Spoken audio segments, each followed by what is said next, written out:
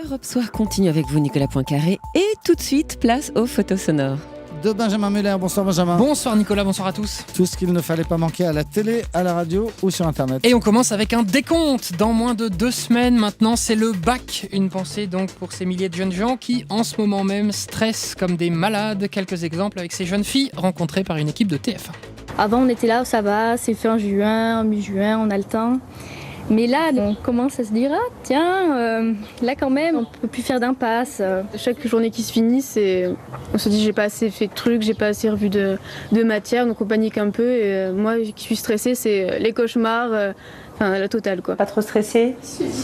Et si, bien sûr qu'on stresse. Allez, dans quelques jours, Jean-François Copé va quitter la présidence de l'UMP. Copé à terre, lâché par ses camarades et lynché hier soir en meeting par François Fillon au micro européen de Ludovic Faux. Les soupçons et les affaires nous ont blessés. Des millions d'euros détournés. Est-ce que c'est cela la politique? Est-ce que la fin justifie toujours les moyens? Est-ce qu'on peut mentir, tricher, détourner l'argent des adhérents et des sympathisants et ensuite prétendre représenter la France et les Français? Moi je vous réponds non, non et non. Voilà les triples noms de François Fillon. 4 juin 1989, 4 juin 2014, c'était il y a 25 ans, le massacre de la place Tiananmen. Parmi les nombreux étudiants qui étaient sur place, nombreux sont ceux qui ont fui à Taïwan et qui y vivent toujours. Écoutez-en quelques-uns rencontrés par RFI.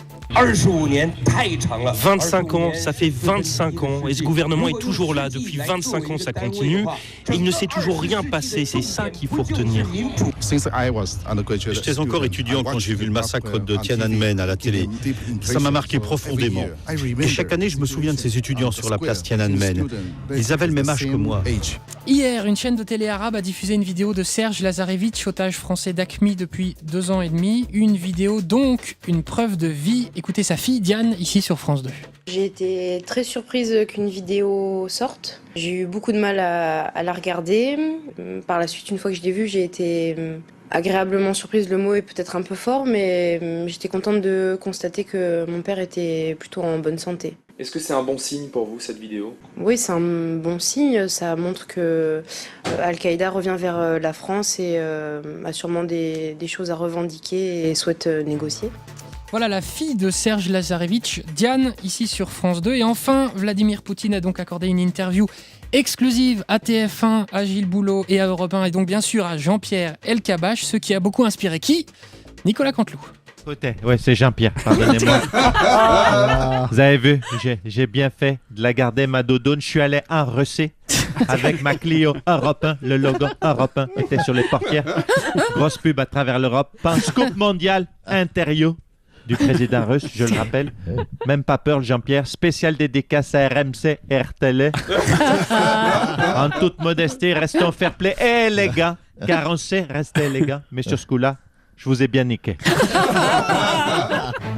Jean-Pierre Elkabbach, imité par Nicolas Canteloup. Jean-Pierre Elkabbach, le vrai, qui sera avec nous dès 20h pour nous raconter les coulisses de cette interview, pour l'écouter avec nous.